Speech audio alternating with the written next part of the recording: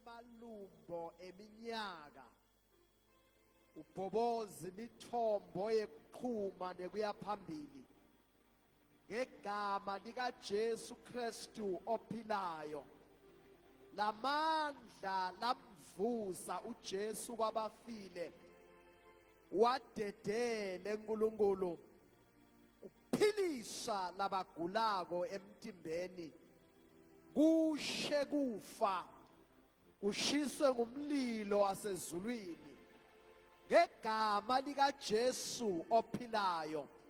Siyabonga uNkulunkulu wethu longcwele, siyemukela kusebenta kwakho, siyemukela kuphilisa kwakho, siyemukela kusinqobela kwakho, siyemukela emandla lavela ngasenhla. Babe wethu lothandzekako, busisa ke bantwana bakho ngamunye ngamunye, gama lika Jesu Kristu, amen. Haleluya. Siyabingelela bazalwane bonke ngeluthi lwabo egameni lelihle la Jesu inkosi. Sisemvuselelweni bazalwane, ligama la Jesu ngiyacela libongwe. Hallelujah. Praise the Lord. Siyabonga kakhulu nekuva emandla uNkulunkulu basafakaza bazalwane. Usathane akanandzawo kwasho bahlabeleli bakudzala bathi usathana akanandawo la, noma angajike emagadze nematshe indzawo yona ude. Siyambonga uNkulunkulu kakhulu kunqoba lakwendile. Siyakholwa ukuthi utawuletha lenye imoto makungesabe egameni la Jesu. Ayibongwe inkosi, akehlulwa lutho uNkulunkulu, uvula iminyango evaliwe. Glory to Jesus. uNkulunkulu akehlulwa lutho. Sibonga lokho ukuthi umusa wakhe umile phakadze naphakadze nekwethembeka kwakhe titukulwane ngetitukulwane. Ngiyacela ukuthi sivule incwadi ya Exodus chapter 2 verse number 1 kuya ku-6. Exodus chapter 2 verse number 1 kuya ku-6.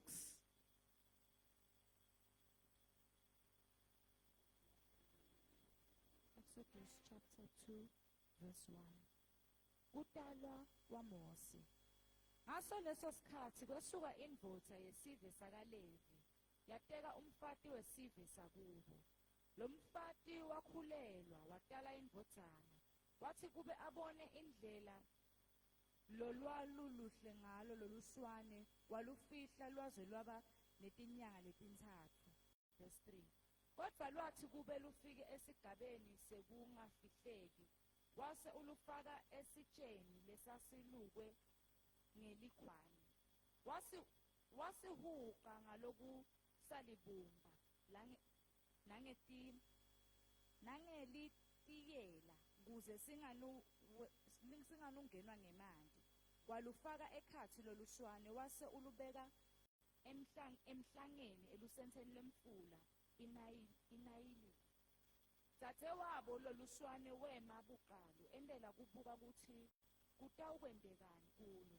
Kwase kufika indvodzakati yaFaro itawugeza lapha kulomfula. Timpheketeli tayo tatihamba igudla lusente lwemfula. Yathi nayisibona lesitsha sisekhathi emhlangeni yathuma impheketeli yayo yathi asilandwe. Lendvodzakati yaFaro yathi nayisivula lesitsha yakhandza kuneluswane lwemfana lukhala yaluhawukela yathi yase ithi lolungu lolunye lwetinswane temaHebheru. Yiwo lawa, yiwo lawa, yiwo lawa, yiwo lawa amandla kaJehova. Yiwo lawa, yiwo lawa, yiwo lawa, yiwo lawa.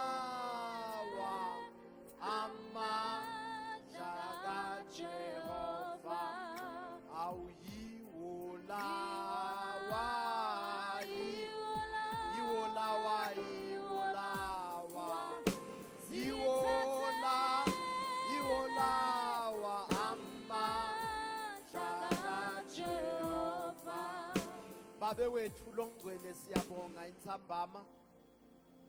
Livi lakho Nkosi linemandla siyalemukela. Livi lakho liyadala siyemukela. Livi lakho lingemadodza lasicondzisako siyemukela. Thatha indzawo nakusihlwa utibonakalise uhlangabete sidzingo senhlitiyo ngayinye ngayinye ngegama lika Jesu Kristu. Amen. The role of a girl in the kingdom of God. Itim yalemvuselelo ligama la Jesu ke alibongwe. Ligama la Jesu ngiyacela libongwe. Hallelujah. La sifundza khona mhlambe kukhulunywa tindzaba letinengi letiphuma khona, kepha ke sicondzene kakhulu nale role yentombatana la kule plan yaNkulunkulu. Ligama la Jesu alibonga. uNkulunkulu sebenzisa noma ngibani losuke atenda abe available kufulfilla i-divine mission yakhe uNkulunkulu. Ligama la Jesu ke ngiyacela libonga. Intombatana kule plan yaNkulunkulu ndawuthi irole yentombatana kule plan yaNkulunkulu ibonakala lapha nalapha kuma key areas eBhayibhelini. Ibonakala futhi idlala irole special in fulfilling God's mission. Ligama la Jesu ke alibonga. No wonder ke nemimoya ilwa kakhulu nentombatana ngobe Sathane uyati kwekuthi uma kungaphila intombatana kuvuka live liphile, kuvuke likhaya liphile, kuvuke libandla liphile. Ligama la Jesu alibonga. Lapha ke ngiyacela sibuke kafishane Sunday observation. Sifunze something from Miriam lo intombatana ku God's mission. The role ya Miriam layenda la kule mission ya uNkulunkulu le divine. Ligama la Jesu ke alibonga. Uma ubuka iOld Testament ikakhulu when uNkulunkulu akhuluma na Abrahama establisha sivumelwano sakhe na Abraham, ukhuluma inkulumo lesi prophet uNkulunkulu kuAbrahama uthi bantu abakho bayawubadigcila eveni lelikhashane, kepha kuyawuthi emva kweminyaka lengu-400 ngiyawubakhulula ngesandla lesinemandla. Ukhuluma na Abraham, ukhuluma ngesive Abraham angenamntwana. Ligama la Jesu alibonga. Ukhuluma nendodza lesegadze sethembiso saNkulunkulu, noma seyimtholile umntwana seyinaye keja nesambulo saNkulunkulu sithi sive sakho siyawuba sekuthunjweni. Ligama la Jesu alibonga. Kanti uNkulunkulu kule plan yakhe lengaka ulungise ukuthi kunentombatana latawuba in partnership nayo to fulfill his agenda. Ligama la Jesu alibonga. Ligama la Jesu alibonga.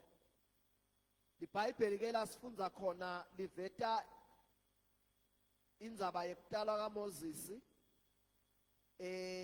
Liveta kwekuthi labatali baMoses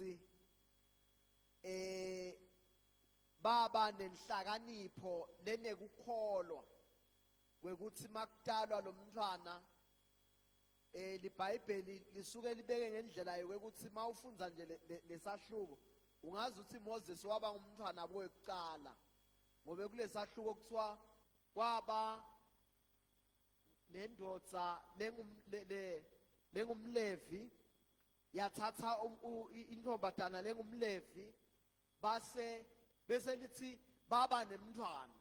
Kanti mase uqhubeka ufundza uyathola ukuthi kwakunalabanye labadzala kunaMoses. But ngaloke ukuthi kule plan yaNkulunkulu, iplan yaNkulunkulu umuno awukhombe Moses.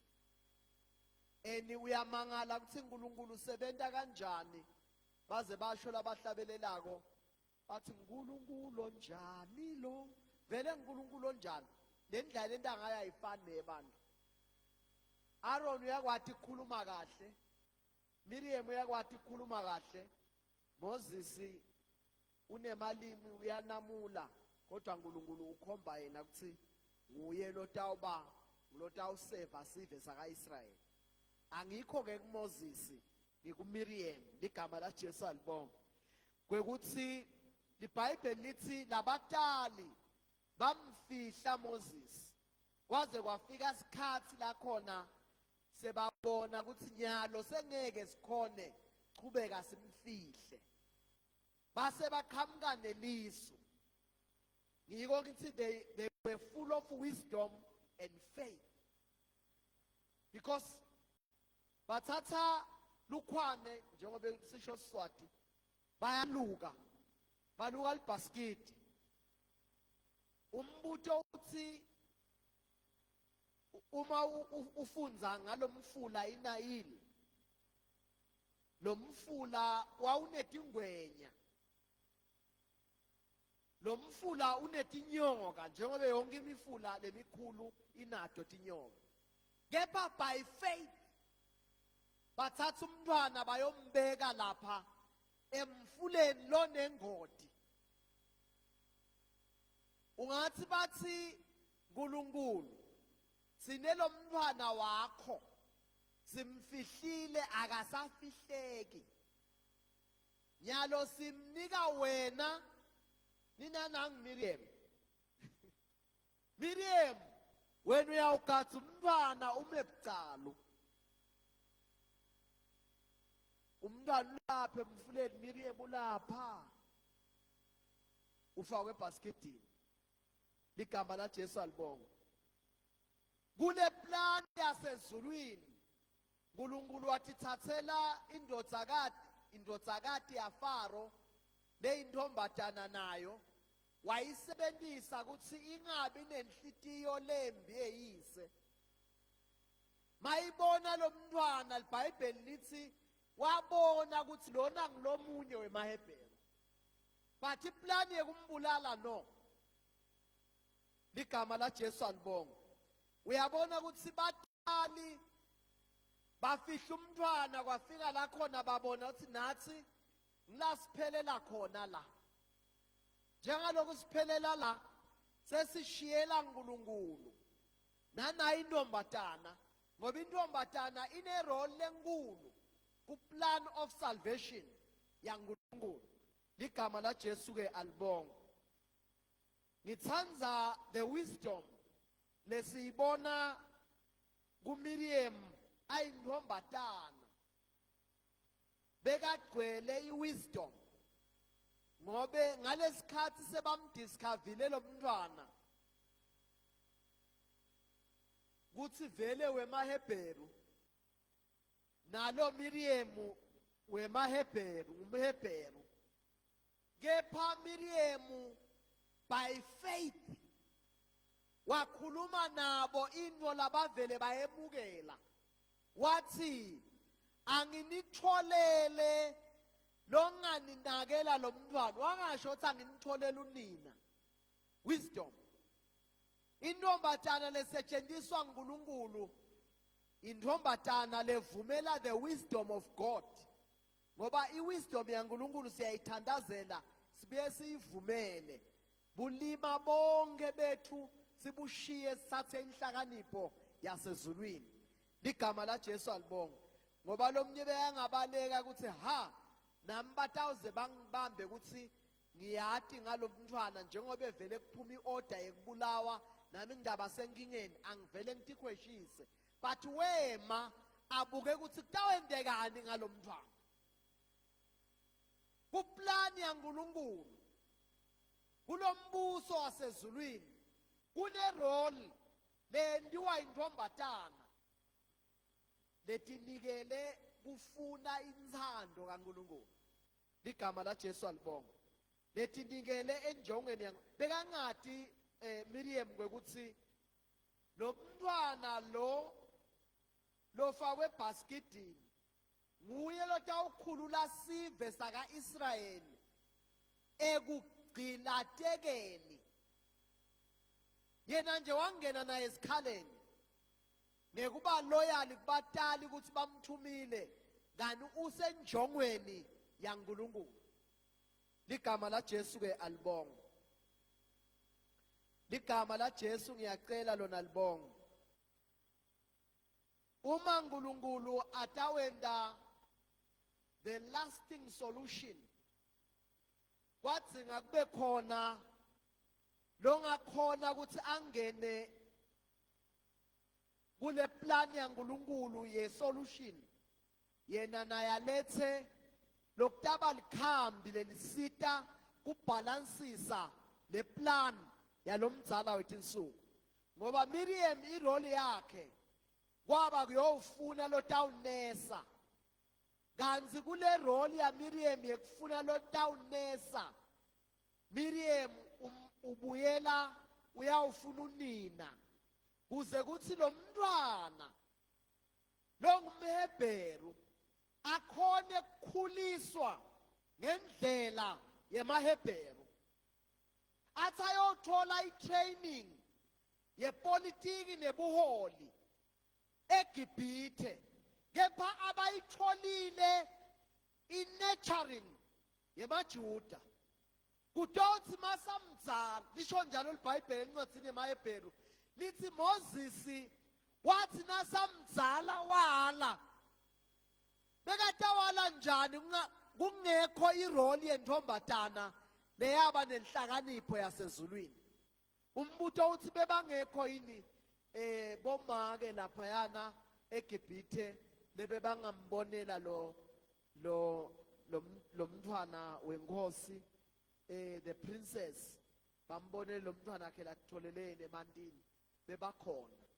But the wisdom of God, because the plan of God yekuthi ahlenge isive sakhe bese ifikile, kwathi ngalesikhathi kuphuma le order yekubulawa yacondzana nesikhathi seplan yekuvuswa kwelida letawukhokha lesive. Nkulunkulu sonke isikhathi makatawusindzisa abantu ngekusindzisa lokukhulu, kudzingeka kube khona intombatana. Noma ungalifundza libhayibheli ulifunze noma kanjani, uma kutawendeka paradigm shift lenkulu, funa kube khona intombatana etawudlala irole letsite in partnership with God. Ligama la Jesu alibonga.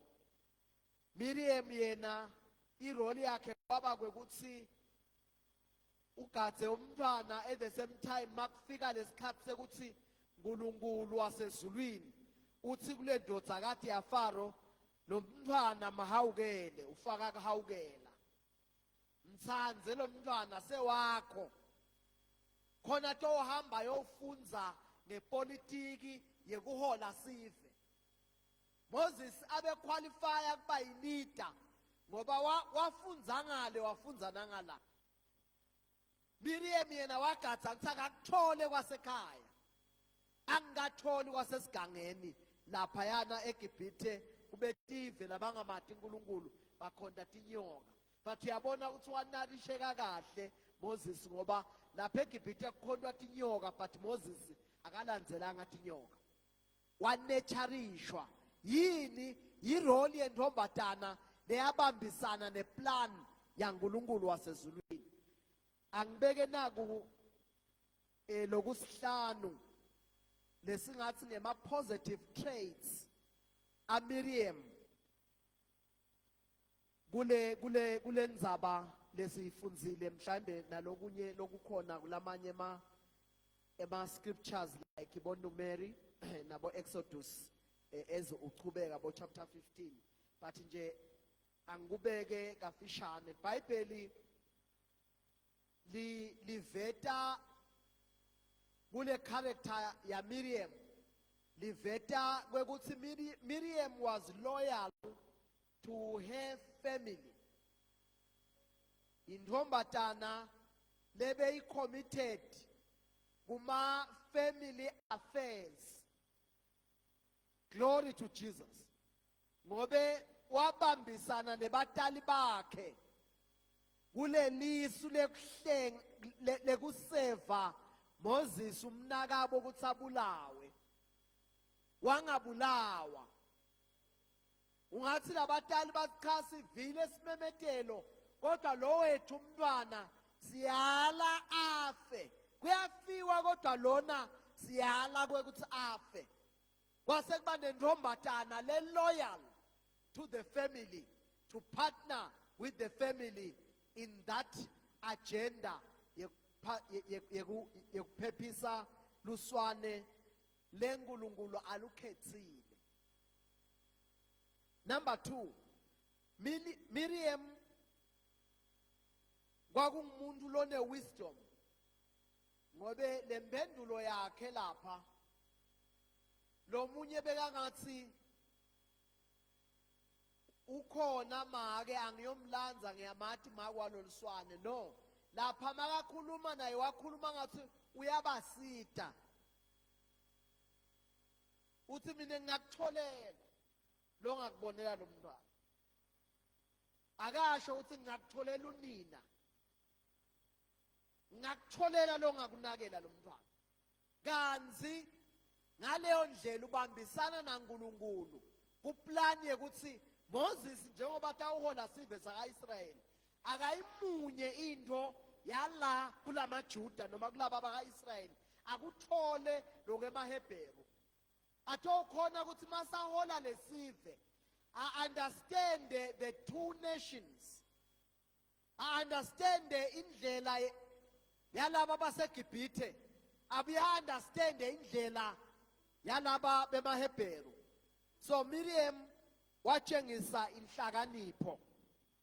Kwesithathu, Miriam was courageous.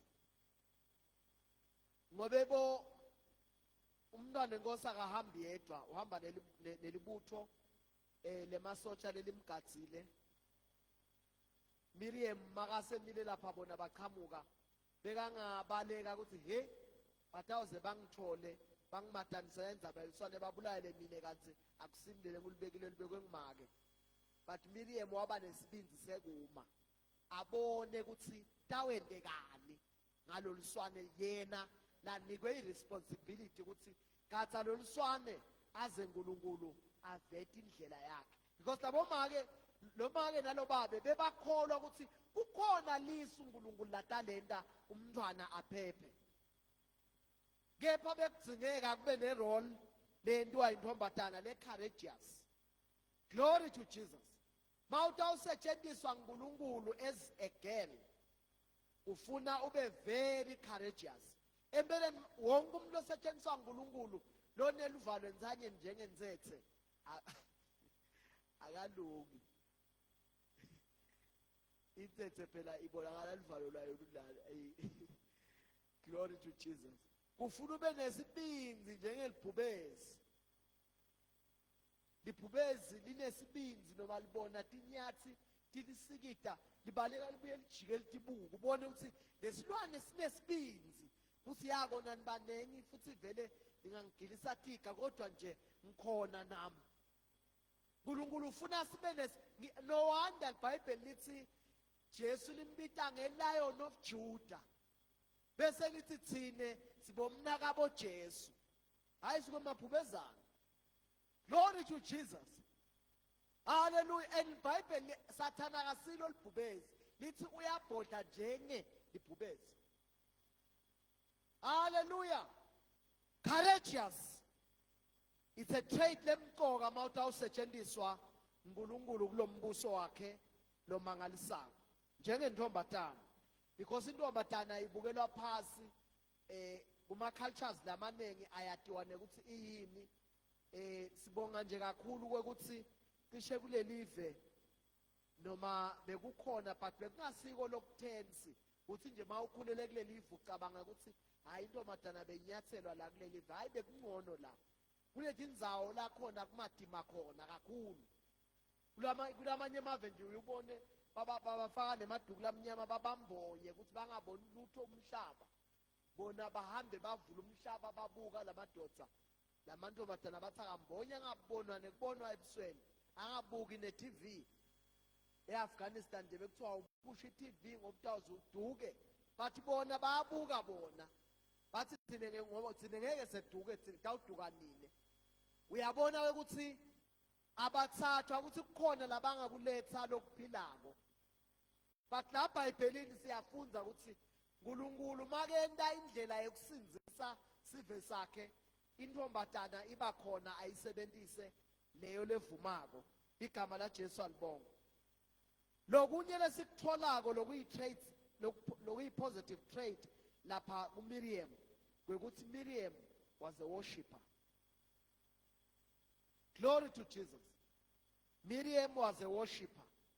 Ngesikhathi sebawele elwandle lolubovu, ngiyabona labanye bebasemangele ukuthi ha yena bakithi vele sesewele, labanye bebasilandzela baphelile basemangele. Miriam wababamba lugubhu, adlala lugubhu, ahlabelela ihashi nenkweli yalo jikijele elwandle. Ebeneza kusho thini-ke lapho? Yena behlabela dumisa uNkulunkulu, kodwa thina sihlabela lethi lihashi nenkwela lijikijelwe. Yena bekahlabela ingoma ekudumisa ukuthi akadunyiswe uNkulunkulu wasezulwini, ngoba ihashi nemgibelo walo ukujikijele ekhaya elwandle. Uyabona ukuthi ngesikhathi basemangele Miriam wa-understanda into tasezulwini, kwekuthi ezulwini maNkulunkulu kukhona la kwendile kuyabongwa, kuvulwa umlomo kwendiwe njani bazalwane? Kubongwe. Kufuna ube yi-worshipper, ungesabi noma uhlabela wedwana, ungabi ngumuntu lo esabako, ayibonge inkosi. Uhlabele noma mawuhlabela uyeva ukuthi lokho kuhlabela akufanani nekwalabazali lababuswe uNkulunkulu ngekuhlabelela basihambele empini. Kunga-intimidate. When it's time to worship, worship the Lord Jesus. Ngale ndlela nayo lonikwe yona hlabelele kusimakathe nguyelo lo wakunika lelo livi.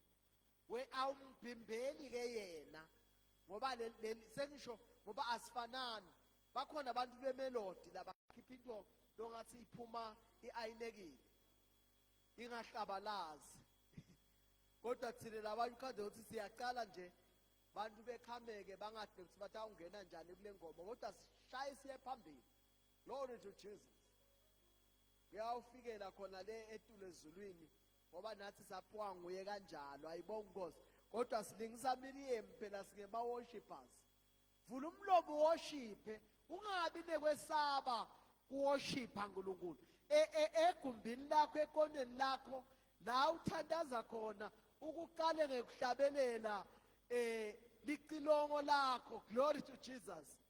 Kuthi sikhathi somkhuleko abanye abanaso ngako bahamba kabi. Yena bethe lesikhathi bahamba kabi. Uyabona wedwana uyahlabelela kanti uyatishumayela kanti uyativuselela. Ungeva ngathi uyabhimba, awubhimbi wena, ukahle unje. Ligama la Jesu alibonga. Ngile ndlela nayo longiyo ungete wayiguqula. Glory to Jesus. Hallelujah. But phela uyangekufunza ezi kutiwa bahlabelela ama-choristers nje bakato practice, endeya lokufundisa ukuthi le live lakho khona kuli adjusta, ungamani ulokuzana engathi uyamemeda. Glory to Jesus. But let us all be worshippers. Every girl must be courageous to worship. Glory to Jesus. Ngasanganyelanga singake sitalisene ngemagema sithi namhlanje sigayelwa nginkosi sinongithu lapho ngini lentabeni silida ngekuworshipa. Hallelujah. Sentele ukuthi singadephendi kulabo dzadzewethu ngalapho ngoba uyukhanze ethi mase bathethe ngiloku bathethe noma yimisebenzi sesisala-ke ngikhona zihumtela zisodwana. Asivele sonke sibe courageous to sing aloud unto the Lord and worship Jehovah. Glory to Jesus. Bible lithi uhlala endumisweni. Uyayithanda lento yeworshipa uNkulunkulu wasezulwini. Lokunye kwesihlanu kwekugcina lo positive trait ya Miriam kwekuthi she was a prophetess. Glory to Jesus. Abe profeta. IBhayibheli liyakubhala lokho phasi kwekuthi Miriam the prophetess. But ke nange ma mistakes a Miriam lapanishwa nguNkulunkulu loku nguvetela kwekuthi wathi kwekuthi mhlambe nawe unema shortcomings lakhona empilweni yakho akufuneki bese utifaka emgodzini wetibi uthatha itrack uyolahlwa. Na Miriam lo lokuthiwa ngumprofeti, na Miriam lokuthiwa iworshipper, na Miriam lebeka courageous, na Miriam lebeka newisdom, na Miriam lebeka loyal ku family yakhe. Una forward into letivela tibe timbi taqanisula uNkulunkulu kwekuqala abe jealous. Noma uNkulunkulu amsebenzisa kangaka abe nenkinga ye jealous. Lokhu kuthola kuNumbers chapter 12 verse 1 and 2. Ngicela kufunza nje kafishane sitothandaza. And Miriam and Aaron spake against Moses because of the Ethiopian woman whom he had married, for he had married an Ethiopian woman. And they said, had the Lord indeed spoken only by Moses? Had he not spoken also by us? And the Lord heard. Nkulunkulu masikhuluma uyeva. Ngithola nje lithutshana lelincane ngabala ku Sunday school workshop. I was very impressed in a testimony lebeyibekwa i-guest speaker kwekuthi bafundziswe ekhaya kubo ukuthi akukhulunywa ngemizalwane makwabo abebashaya. Wakhuluma nje ngemizalwane ubuthaliswade uyashaywa. Athi akafuni nakulokwenteka uMiriam ukuthi bese kuthi asicalekiswe. uNkulunkulu athukuthele. Ngoba iBhayibheli lithi boMoses na Aaron bakhuluma not Moses, bo Aaron na Miriam bakhuluma ngaMoses. Bese lithi uNkulunkulu weva. Ingabe yini lokuthi bese liyasitshela ukuthi weva? Kanti siyathi uthi uyeva, but lapha kuyabhalwa. It's an emphasis. Uthi uNkulunkulu weva. Wathi makeva uNkulunkulu. Bese libeka verse 3. Lithi now the man Moses was very meek above all the men which were upon the face of the earth. Now this is a testimony lekhuluma against naku lokwentiwa bo Miriam. Miriam lesikhulume ngaye ngenhla waba nanangemaphutha lakapanishwa. Sithi ke njengentombatana avoid nanga ema mistakes a Miriam jealous. Ungabi ne jealous. Jealous down. Phansi nge jealous ayibongwe inkosi. Noma ubona lo uqhina lokuhle kakhulu. Msubona ngathi lokwakho kukabi, kukahle nalokwakho. Uyathi mnanzi lento yaNkulunkulu yebazalwane. Lokufunza kwenetiseka. Kuloku uNkulunkulu la kunike kona. Uyathi uthi phila mnanzi. Awungenelani nekuthi bantu unani ungenelana nekuthi uNkulunkulu ngamthanda kanjani kangcono. Ushisekele lokho la enhlitweni yakho. Kanzi mangabe uhawukela tinode abantu besuba nemona nabo ngathi ngabe kwakho. Niyacabana nalolo mdzala wetinsuku. uyamva Miriam angithi ngumprofeti uthi uNkulunkulu ngawukhulume naMoses kuphela angakhulumi nathi njengemuntu lobonako nami letulo kanti sekutabacabanisa naNkulunkulu lebe basebenta naye le Moses atalwa bacabaniswa nje kwekuthi sowukhuluma kabi ngalo Moses. Number 2, ipride. Ngoba lokuthi athi uNkulunkulu vele ukhulume naMoses kuphela hayi nathi. Ipride lele kwenta ukuthi ubone ngathi kukhona nawe longakwenda. Ipride ngiyo lethi kukhona nami ngingcono. Ipride leyo. Uma uNkulunkulu asebenzisa umzalwane akamsebenzise ungeva ngathi wena kube kunikwe wena ngawulibeke netini ligoli. Loyo seyipride nemona kuhlangene hamba kokubili. Glory to Jesus. Lokunye sibona spirit of criticism lapha kuMiriam. Uqhukuluta umuntu waNkulunkulu. Ngiyabona yena usukubuka ngeliso lasekhaya ukuthi ngingusisi lomdzala bengikugadza futhi wena ngangikumema wena.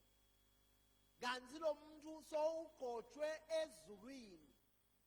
Lo sagcotshwe ezulwini sewendiwe waba yilida yakaIsrayeli. Sewungete wenda ngathi niyalingana uma nivele embi kwaNkulunkulu ngoba loya sowunikwe responsibility nematima. It's between life and death. Ligama la Jesu alibonga. Number 4, imistake ya Miriam kwaba kwekuthi abe ngumuntu lone spirit se racism. Uyeva makathi kulanga isiZulu noma Siswati kuthiwa umkushi. Uyabona ukuthi umuntu angaza asho ukuthi wena uliSwati wena ulishangane wena. Inkulumo leveli ikufuqa ithi wena suka la mkhathini wethu. It's a bad spirit uma sendeka emkhathisini webazalwane. So njengentombatana lengasetshenziswa nguNkulunkulu yala kuba nemoya we-racism. Bani intombatana nesaba uNkulunkulu ngekuthuthumela. Sesithandaza igift yakho ayisubstitute inthobeko. Mawufunda 1 Peter 5:5 iBhayibheli lithi uNkulunkulu yemelana nalabathi phakamisako. Usho ukuthi wazi wathi phakamisa uNkulunkulu uyesuka la ngakuwe eme ngala abhekane nawe amelane nawe. Manje iBhayibheli uyamelana nalabathi phakamisako. Shothi uNkulunkulu sophambene nawe. Ngiko iBhayibheli lithi uma sithi thoba uNkulunkulu bese uyasiphakamisa. Kepha masithi phakamisa uNkulunkulu uyehlisa. Kunebantu labathi mabathi bathi phakamisa ashayela inhloko uNkulunkulu ma shone phasi. Mawena ushona phasi akunyomle lapha etibini akubeke etulu uNkulunkulu. So sekukhetha wena ukuthi ukhethani kwasho umhlabelelo. Praise the Lord. Your influence can become your downfall. Miriam lebekadumile ahola i-worship nendumiso ku-Exodus 15. Ku-Numbers 12 uletha i-complain. Ufaka umoya we-complainer nekuhleba banemnakabo. Into leyabasita-ke kwaba kuphenduka. Ngiko masowufunza incwadi yaMikha chapter 6 verse number 4. LiBhayibheli selikhuluma liyampraise Miriam njengemuntu loyihero. Uyabona ukuthi ma liBhayibheli muva selikhuluma kahle ngaMiriam kusho ukuthi kube khona i-period ye-repentance before God. Ligama la Jesu alibonga. lulwimi lunye lukhokha iworship ku-Exodus 15, kuNumbers 12 luyahleba, luyakriticize, luyagceka, lune-racism, lona lolwimi lunye. Ngiko mawutawuvuma kusetshenziswa nguNkulunkulu, lulwimi uyalunikela kuNkulunkulu. Ngiko eBhayibhelini uma kukhulunywa ngendzaba yekufika kwamoya, iBhayibheli lithi ngelusuku lwePentecost bebabuthene bandzawonye, kwevakala umoya lonemandla, bese iBhayibheli lithi bonke babonakala umlilo wehlela etikwabo, bevakala bakhuluma ngezilimi. What is the significance yekuthi babonakale bakhuluma ngetilimi? It was a sign wekuthi their tongue was taken over by the Holy Spirit. Mawutawusetshenziswa nguNkulunkulu, you give your tongue to the Holy Spirit to take full charge of your tongue. Uze kuthi lulwimi lwakho, according to Ephesians, lukhokhe mavi lalungele kwakha kulabo labawefako. Sivale emehlo sitothandaza. Kepha bengicela ukuthi tintfombi tonke letikhona time ngetinyawo sitothandaza. Time ngetinyawo embi kwaNkulunkulu sitothandaza. Lo Nkulunkulu wasezulwini akehlulwa lutho. Lo Nkulunkulu wasezulwini uneplan yekusebenzisa wonke lothi I am available to be used of God. I am available to be used of God. Nkulunkulu uyanati futhi wethembekile. Sisemile sihlabelela, sitawucela kwekuthi sicele make menzi asithandazele, athandazele nathi intfombi embi kwaNkulunkulu kwekuthi uma uNkulunkulu afuna intfombi langasebenta ngayo kule generation, athole si-available to be used of God. Sihlabelele sisathandaza.